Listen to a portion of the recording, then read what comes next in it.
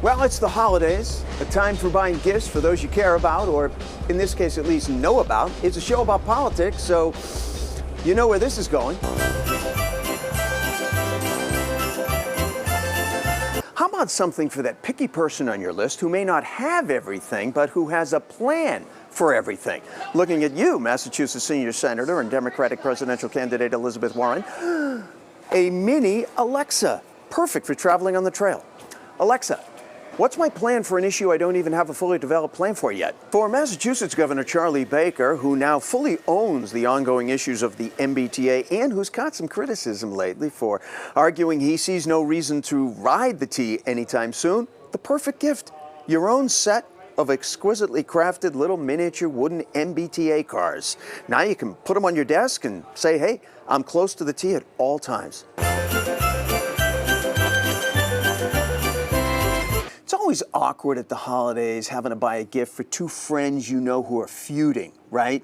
But in Massachusetts, where Democratic Senator Ed Markey is facing a primary challenge from fellow Democrat Congressman Joe Kennedy III, this might be a gift they both could have a good laugh at.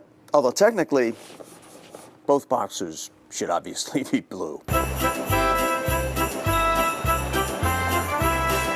For former Massachusetts Governor, Democrat Deval Patrick, hey, now that you're running, although it is winter in New Hampshire, so less flashy, probably a lot more practical.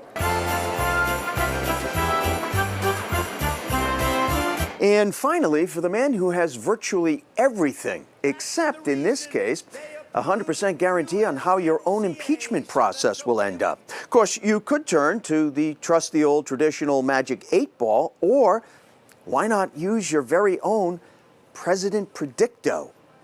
What do you think of the impeachment process so far? Don't worry about it. Sorry.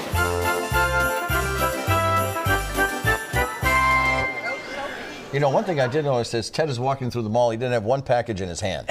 So he wasn't buying anything. He was playing with everything. Was that his voice at the end there making that prediction? Do you think? I think maybe that was him. It's time now for the Sunday Roundtable, and this week we're joined by Boston Globe correspondent and former State House Bureau Chief Frank Phillips, Republican political analyst Rob Gray. It's great to have, and both you guys, you're long-term observers of the man who sat in the chair with us this morning. So, Frank, we'll start with you. You probably remember the details for his incumbency. Why is he doing this now?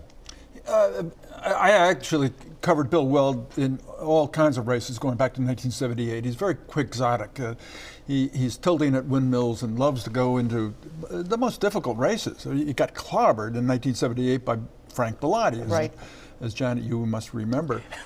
But then he jumped into a governor's race in 1990. He was 20 points behind in 2 months before the primary. He put his whole inheritance on the line. Everybody thought he didn't have a chance. The conservative Republican Party was rejecting him, and he won 60-40. And that just, projected him on, and then he took on John Kerry in 1996.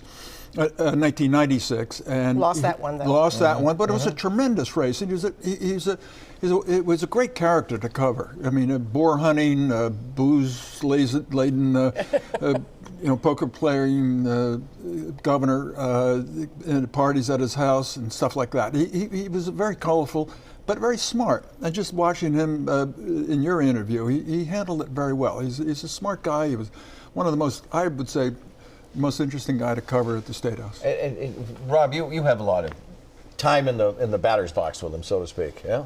Yeah, I mean, to pick up where Frank left off, Weld has always embraced the long shot.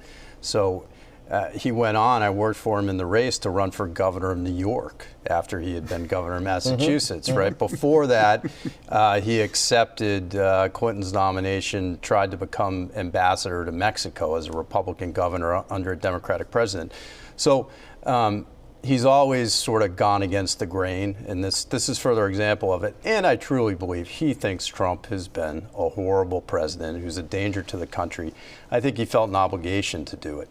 Let's turn our attention to North. Congressman Lori Trahan got some bad news this week.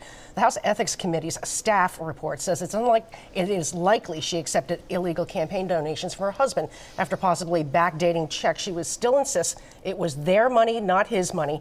Can or will House Speaker Nancy Pelosi and her colleague Catherine Clark, with close ties to Pelosi, actually save Trahan? Rob? Well, she may get reelected, but I don't think they can save her from ethics committee sanction. I mean, it's a bipartisan committee, equal Democrat and Republican, so I think they'll make the decision based on the facts. But remember, this is serious. Her illegal contribution may have been the decisive factor in a race that was decided in a recount. That's true. And do you think just a sanction and that's no more Yeah, than that? she'll get a sanction. It's a pretty serious parking ticket or a speeding ticket she's going to get on this. She's should have come out clean right from the beginning and done a mea culpa. She wouldn't have to be in the situation she is now. Her opponent, who she just beat by 140 votes, Dan Coe, kind of thinks it made the difference in that election, and he's out there stoking this story and wants to run again against her. So she's going to have a primary out of But no this. decision on his part yet. Now, we want to move on to the next topic. Another Massachusetts Congresswoman made national news this week. Ayanna Pressley said that she is mulling over the idea of decriminalizing prostitution, but many of her colleagues still see sex workers as victims. Why is she bringing this issue to the forefront now, and is it wise, Frank? I don't know. This is one of those age-old debates about prostitution. And it's also about marijuana, legalizing marijuana, whether you bring it up and have it out in the open like the Netherlands do. There's a good reason for it. It protects women who are into this sex trade and does undercut those who are exploiting it. But on the other hand, it's just a little weird to do. I mean, let's remember, it goes beyond legalizing prostitution. It's called the People's Justice Guarantee. And it's a catchy name, but a crazy idea. It decriminalizes other crimes beyond prostitution, marijuana, and it's not come out well. I mean, Marty Walsh called it dangerous. So I think she's in a safe district, so she can do what she wants, but I think if she has larger ambitions, it's a dumb idea. We'll be back. Stay with us.